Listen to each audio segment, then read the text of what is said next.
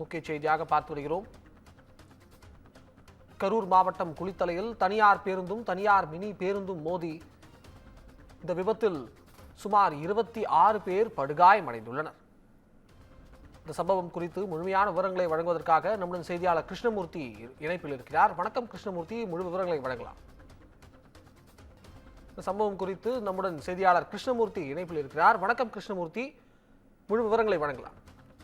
நிச்சயமாக கரூர் மாவட்டம் குளித்தலை பேருந்து நிலையத்திலிருந்து ஐயர்மலை பஞ்சப்பட்டி வழியாக கரூர் செல்லும் தனியார் பேருந்தும், ஐயர்மலையிலிருந்து குளித்தலை நோக்கி வந்த தனியார் மினி பேருந்தும் வைப்புதூர் பேருந்து நிலையம் அருகே 2 பேருந்துகளும் நேருக்கு நேர் மோதிய விபத்தில் 26 பேர் டிரைவர் உட்பட பயணிகள் உட்பட என காயமடைந்துள்ளனர். தகவல் அறிந்த 108 ஆம்புலன்ஸ் மற்றும் தனியார் ஆம்புலன்ஸ் வாகனங்கள் பாதிக்கப்பட்டவர்களை மீட்டு குளித்தலை அரசு மாவட்ட தலைமை மருத்துவமனையில் சிகிச்சைக்காக அனுமதித்தனர்.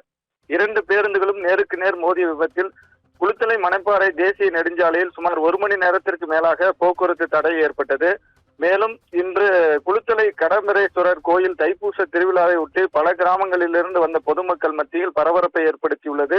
இந்த விபத்து குறித்து குளித்தலை போலீசார் தற்பொழுது விசாரணை மேற்கொண்டு வருகின்றனர் என்பது குறிப்பிடத்தக்கது. அபிஷேக், விவரங்களுக்கு நன்றி கிருஷ்ணமூர்த்தி.